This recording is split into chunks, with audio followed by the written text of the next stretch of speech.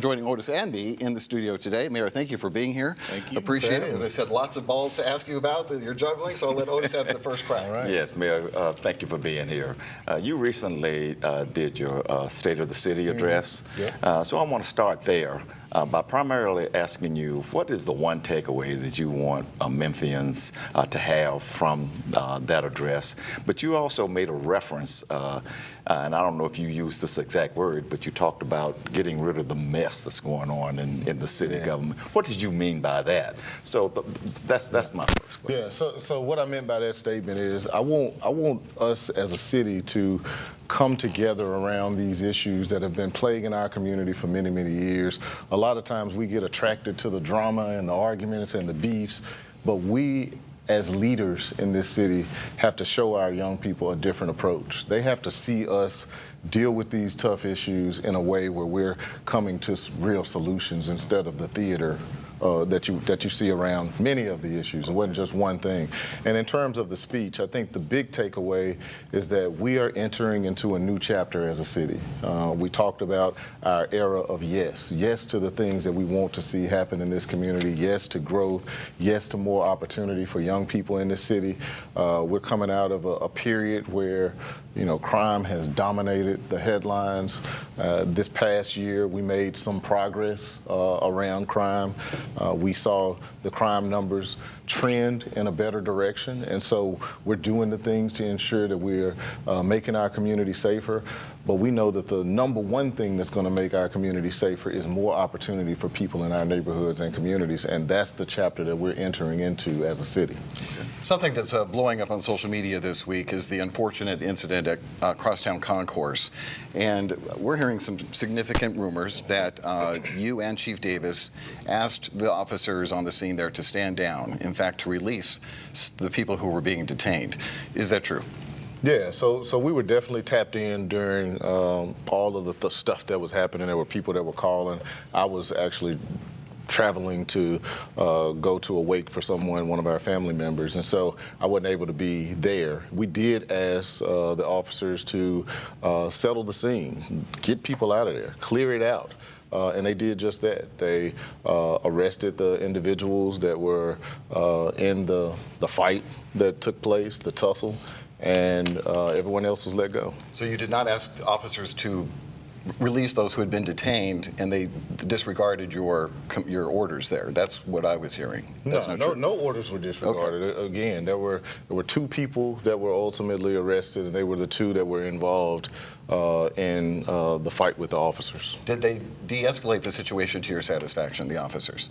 I think there are things that we certainly are going to be able to learn and take away from it, but I'm happy that nobody is seriously injured or hurt. That was a very dangerous situation that was transpiring, and there'll be a lot of conversations over the days and weeks to come. Okay. Along that line, I mean, I did hear from a couple of people, and there's even ABC24 quoted someone on the newscast the other night talking about the police department still not doing enough to de-escalate situations, which could have been the case here. I'm not saying that it was. And that leads to what is the latest with the Justice Department report?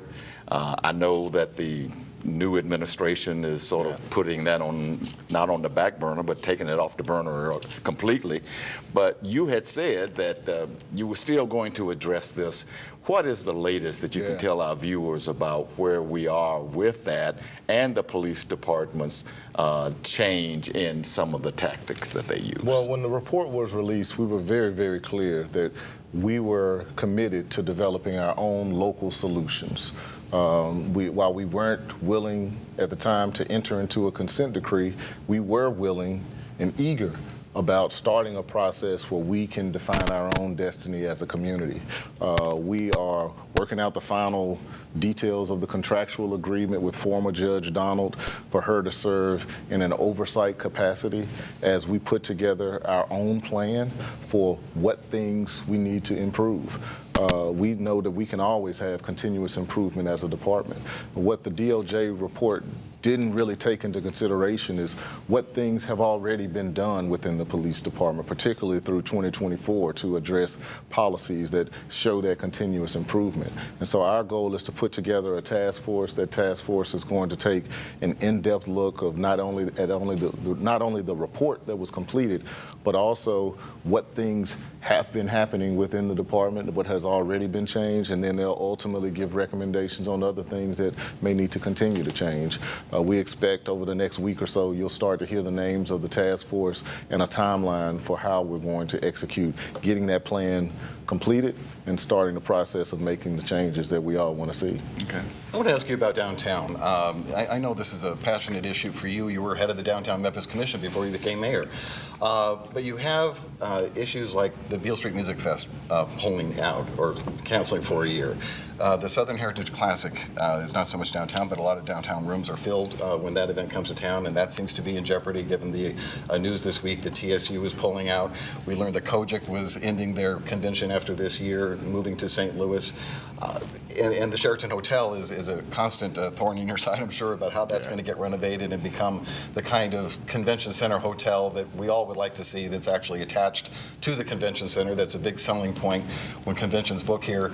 Overall, how do you feel you're handling all of these different issues at once, and is there, what is your strategy as you approach all of it? Well, I think what's happening is, times are changing and events come and go, and we see that we're going through a transition period. With Beale Street Music Festival, it wasn't here last year. We know it's not happening this year, but we do have the River Beat Festival, which is a great opportunity for people to come out, hear music, and be entertained by the bands. While we're still trying to figure out what happens with Southern Heritage Classic. We also saw that FUBU, a national clothing brand, is going to be hosting their inaugural Hip Hop Awards right here in Memphis. That's a new event that we've never seen take place. And for me, it's really about trying to figure out what's next for our city. We want to keep the legacy things that we can. We're certainly going to work hard to try and bring Kojic back.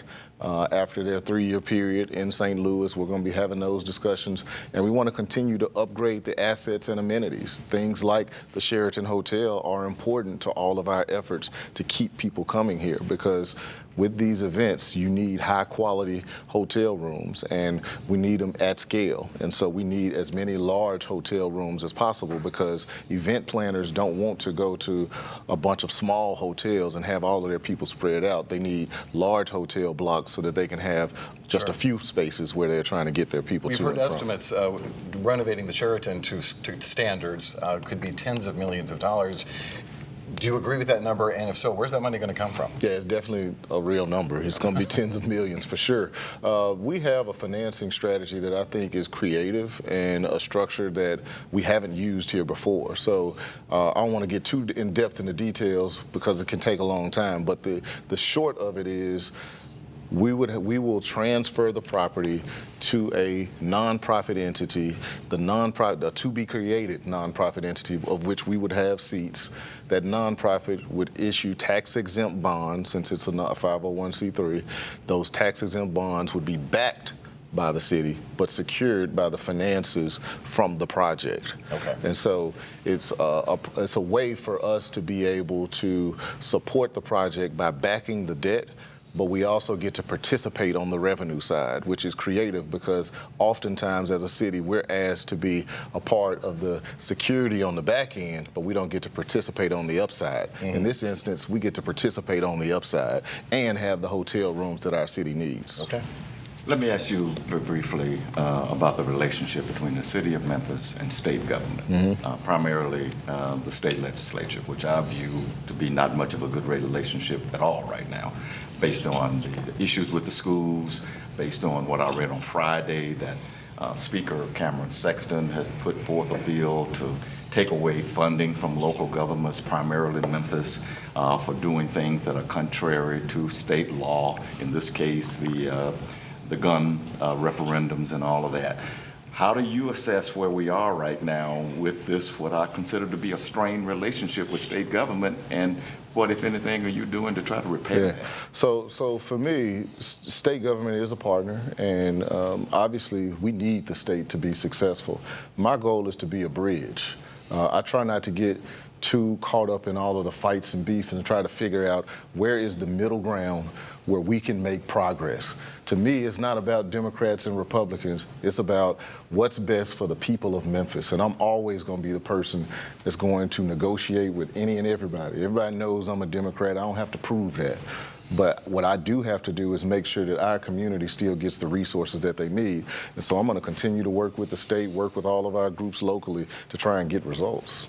Including for Grizzlies funding. I want to get into that, but I first want to ask you about MATA, which also has its hand out quite a bit lately. They want another $5 million. They had $5 million before.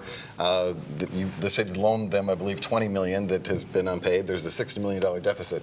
What's going to happen with MATA? MATA is tough. I mean, transit is a very, very important issue for our community. It's an important asset. There are people that can't get to and from their destinations without it. But it's a big system. We have a large geography, and it's something that hadn't been addressed for many, many years. And we are finally really taking the bull by its horn, and it's a really tight situation. The $5 million that's being requested right now is actually $5 million that we had said that we would provide to them if they were able to pause the cuts that were planned for November. They paused those cuts from November to February, and so the $5 million is what it would take to cover that amount. We do know that they had a $20 million loan back in 2023. They weren't able to repay it at that time.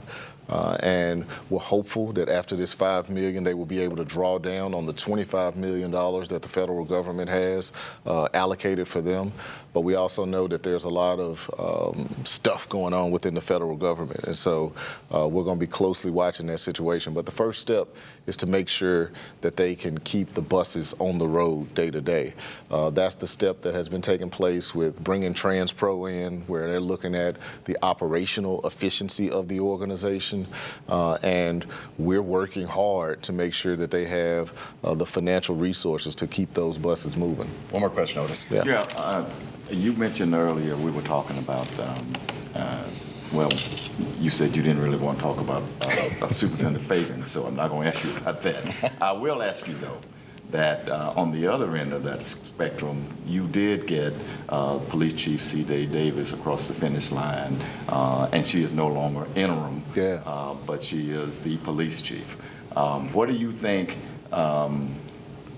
changed in terms of where the city council was a year ago this time about that?